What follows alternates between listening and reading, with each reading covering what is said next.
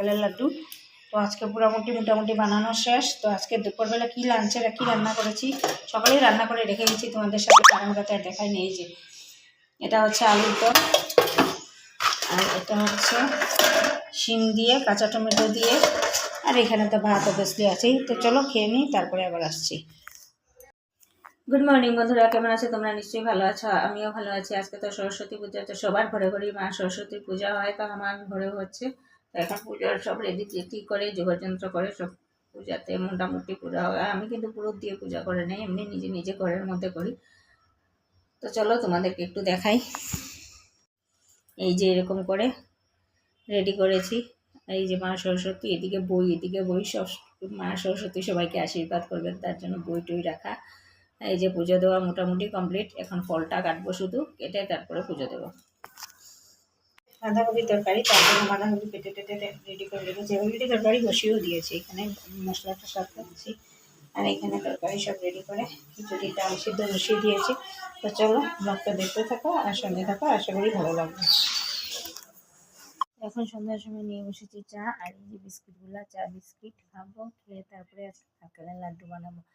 তো চলো চাটা আর বিস্কুটটা খেয়ে নিই।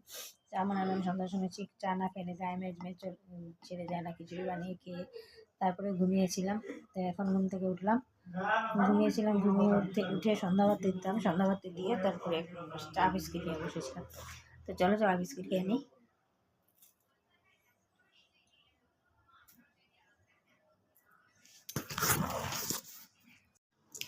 তো বন্ধুরা, এখন বসে বসে বানাচ্ছি যে নারকেলের লাড্ডু। যেহেতু 25 তারিখ আমাদের ঘরে উপাসনা হবে, কীর্তন হবে, তার জন্য এখানে 2টা নারকেল আর এখানে 2টা নারকেলের লাড্ডু অলরেডি বানিয়ে নিয়েছি। তো চলো এগুলো বানাই। আজকে যেহেতু টিউশন নেই, ভাবলাম এইগুলো কাজগুলো একটু একটু করে সেরে রাখি। তো চলো দেখতে থাকো আর সঙ্গে থাকো।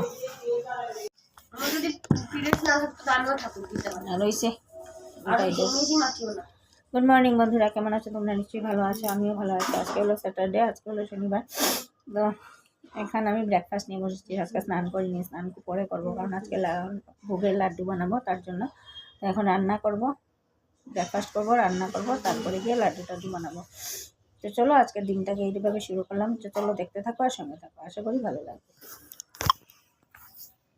নারকেলের লাড্ডু তো আজকে মোটামুটি বানানো শেষ। তো আজকে দুপুরবেলা কী লাঞ্চের কী রান্না করেছি সকালেই রান্না করে রেখে গেছি তোমাদের সাথে, কারণ কথা দেখাই নেই। যে এটা হচ্ছে আলুর দম, আর এটা হচ্ছে শিম দিয়ে কাঁচা টমেটো দিয়ে, আর এখানে তো ভাত অবভিয়াসলি আছেই। তো চলো খেয়ে নিই, তারপরে আবার আসছি। আজকে তো সানডেতে সকালে কোনো ভিডিও তোমাদের সাথে শেয়ার করিনি, গুড মর্নিংও বলিনি। এখন গুড আফটারনুন, এখন বাজে 12টা 50। তো এখন রান্না বসিয়েছি। আজকে এই যে ফুলকপি বানাবো, ফুলকপির রোস্টের মতো করে বানাবো। আর এইখানে হচ্ছে যে কাটাপোনা মাছ বাউশ মাছ হবে, ওইটা দিয়ে করবো মাছের চচ্চড়ি। আর কিছুটা মাছ দিয়ে করবো রাতের জন্য কালিয়া। তো চলো চাল ধুয়ে নিয়েছি, এখন সব রান্নার যোগাযন্ত্র করলাম। ভাবলাম তোমাদের সাথে একটু কথা বলে নিই, রোজ রোজ কথা না বললে ভালোও লাগে না।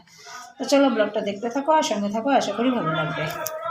তো দুপুরে এখন দেখাই কি রান্না করলাম। এই যে এখানে চচ্চড়ি, মাছের চচ্চড়ি, ধনেপাতা টাতা দিয়ে। এখানে হচ্ছে এই যে ফুলকপি কেটেছিলাম, ফুলকপির কোপ্তার মতো বানিয়েছি।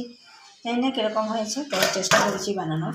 আর এখানে খাচ্ছি মাছের কালিয়া রাতের জন্য, আর ভাত তো অলরেডি হয়ে গেছে। তো চলো ব্লগটা দেখতে থাকো আর সঙ্গে থাকো।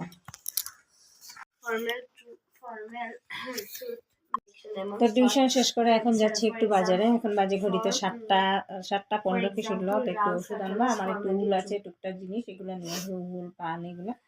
তো চলো এখন বাজারে যাই, গিয়ে কি আনছি নিশ্চয়ই তোমাদের সাথে শেয়ার করবো। তো চলো ব্লগটা দেখতে থাকো আর সঙ্গে থাকো। আর এই কুর্তিটা বাইরেই ছিল, এটাই পরে নিলাম।